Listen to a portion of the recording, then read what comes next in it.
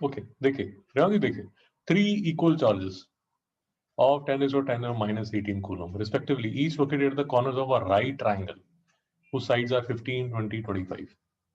रेवंत जी question समझ आया नहीं है? Yes sir.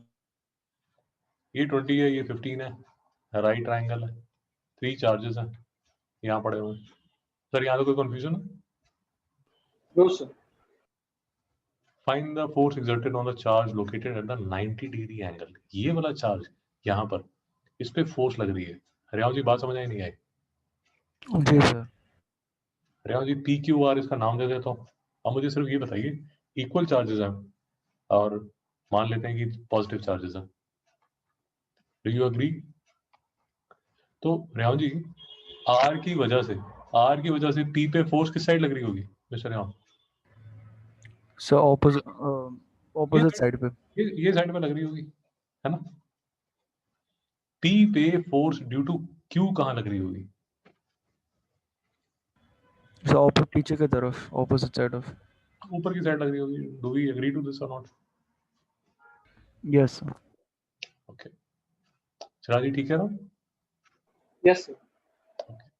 तो ये ये ये जो है, इस पे जो फॉर्मूला लगेगा मिस्टर रेवंत, क्या लगेगा?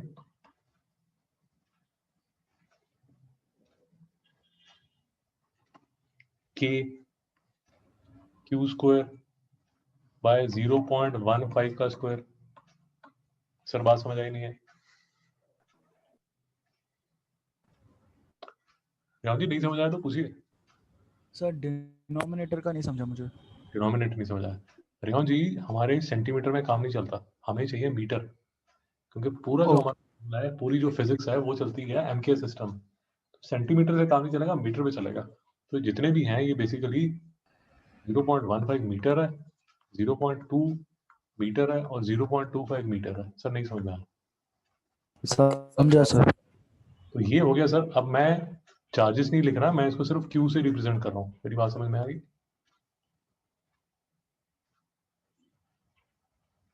Yes sir. तो ये कितना होगा मिस्टर राव?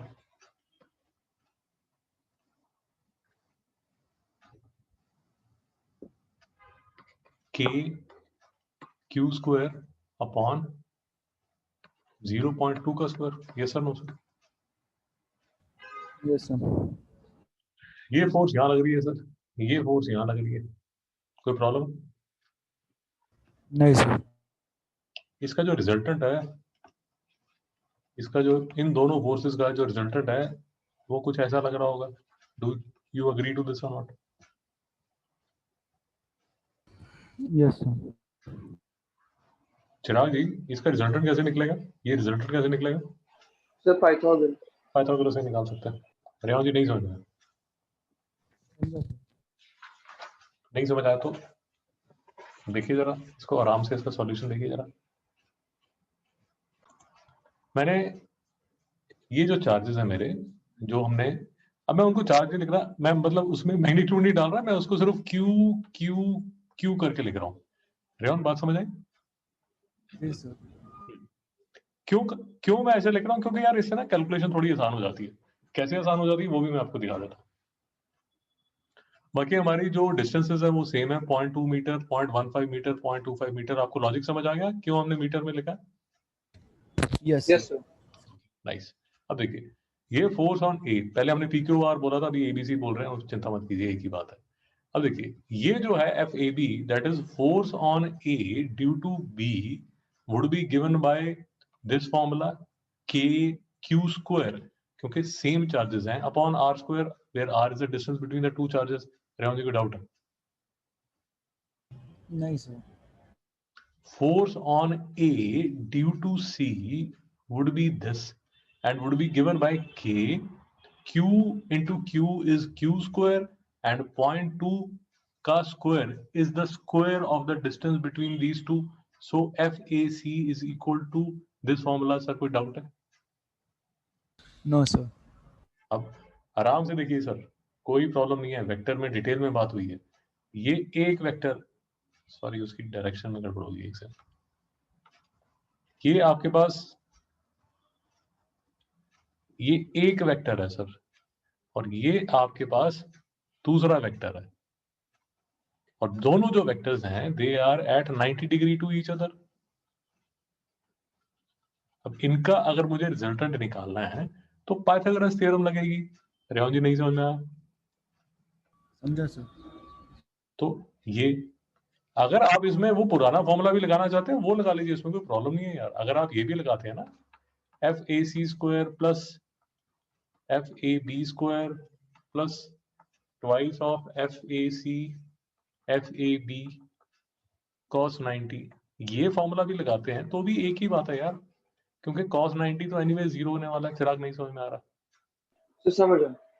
आवाज नहीं समझ में आया?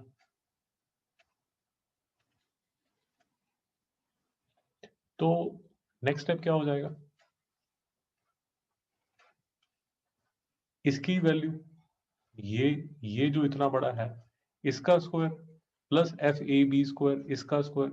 रेवंत जी कुछ समझ आ रहा है या नींद आ रही है? जी सर समझ रहा है।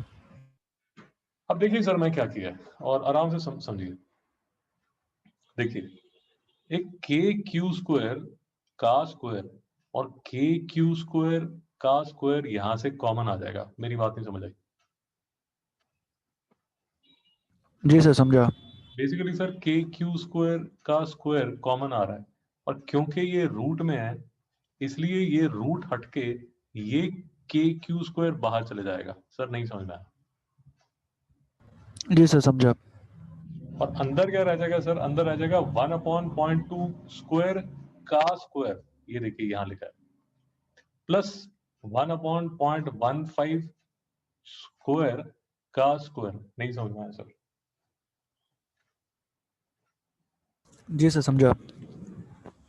इसको सर कैल्सी में डालेंगे, इसको कैल्सी में डालेंगे तो आपके पास जो आंसर आएगा उसका रूट निकालेंगे, तो इसका इतने बड़े भूत के बच्चे का छोटा सा आंसर है 51। नहीं समझ में आया?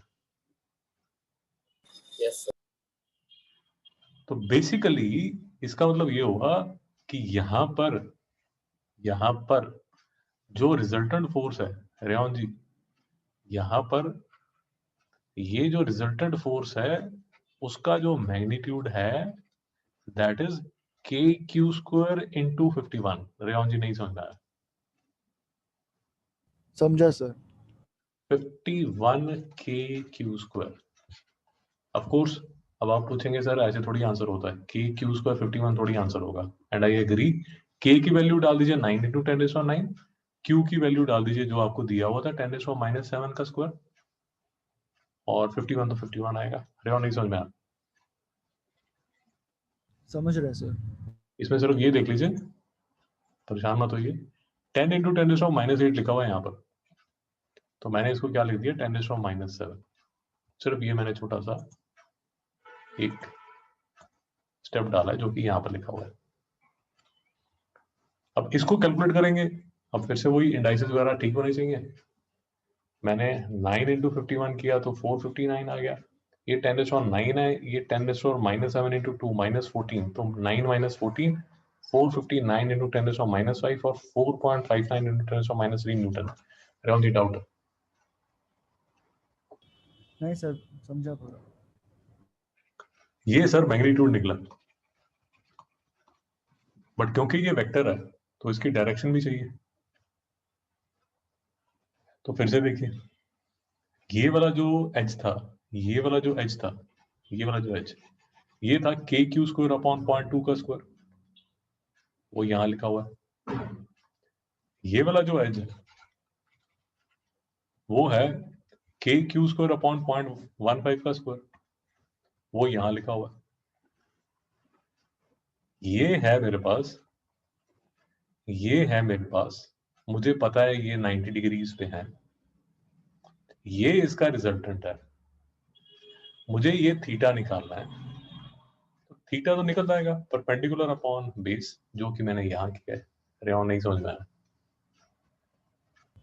समझा सर। इसको कैलकुलेट करोगे तो आपका एंगल जो है वो 60.63 डिग्री आ जाएगा। यस जो हमारी डिस्कशन चल रही थी वो ये चल रही थी कि आपकी टेक्स्ट बुक में ये सिर्फ मैग्नीट्यूड लिखा हुआ है, इन्होंने साथ में एंगल नहीं लिखा। मेरी बात समझ आई नहीं है? तो जो एंगल है वो भी यहाँ लिख देना चाहिए 60 पॉइंट समथिंग जो भी हमारा आया। फिर आज ये बात समझ आई? Yes Yes, sir. ओके